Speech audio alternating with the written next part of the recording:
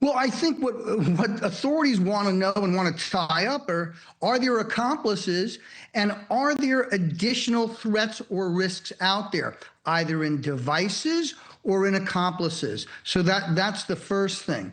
One of the things that we've established over the years in looking at who commits symbolic acts of targeted violence like this are what predominates. It's often a mix. Oftentimes the ideological factor will be the predominant one, but oftentimes we'll also see psychological distress or instability, as well as revenge or personal benefit. So there's going to be a kind of a reverse investigation. Since they have the suspect in custody, they're going to check his associations, his social media, and his whereabouts to see if he acted alone but influenced by an ecosystem, or were there further accomplices. One other quick thing that we're seeing is that in recent years, anti-Jewish hate crimes have hit records. 2023 is the last year that the FBI has records, and it showed over 1,800 when previous, over the last 30 years, never over 1,200. My own research of major U.S. cities showed a 48% increase in anti-Jewish hate crimes in 2023 and an additional 12% in 2024. Both of those years' records in major U.S. cities. Indeed, in the top 10 U.S. cities, not nationally, but for the top 10 U.S. cities, anti-Jewish hate crimes are now the most common for at least the last couple of years. Brian, are you able to see the video that we're playing on the air right now? Yes. Okay, so this is some brand new video that we just got into our newsroom. I'm watching this with you, Brian, in real time.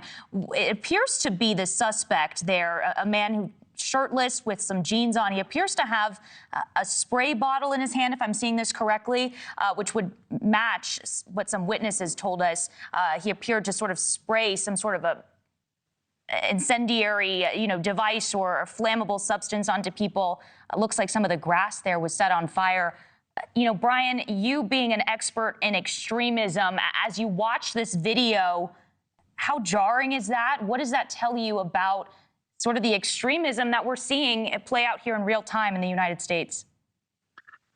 A great question. One of the things that we've been seeing with respect to extremism has been across the ideological spectrum, the emergence of a lone actor that gets radicalized in an oftentimes stratified, in other words, a funnel ecosystem online, where stereotypes and other types of conspiracy theories, as well as their particular take on facts, renders certain groups and certain people as legitimate targets of violence. So what we've been seeing over the last decade and a half and more has been a diversification where these loners pick and choose their own idiosyncratic types of attacks. We saw an attack over in Palm Springs the other week, for instance. So sometimes it goes to something that's more mainstream.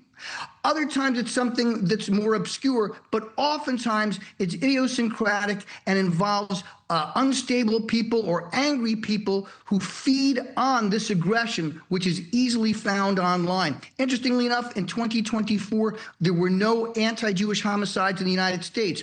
But over the last decade, they've been more frequent, and they've also increased in number. So unfortunately, all the metrics that you look at, whether it's online aggression, whether it's bomb threats, whether it's a worsening in the types of attacks, in recent years, particularly with the most recent conflict with the Gaza war, we've seen an increase. But that has happened in multiple decades. What do I mean? The worst month in the 90s was after the Hebron massacre. The worst month for anti-Jewish hate crime at the turn of the century was October 2000. So oftentimes we see either political division here in the United States or conflict overseas relating to increases, spikes in anti-Jewish hate crime. Thank you for watching. Subscribe below and download our NewsNation app right now on your phone, and you will get fact-based, unbiased news for all Americans.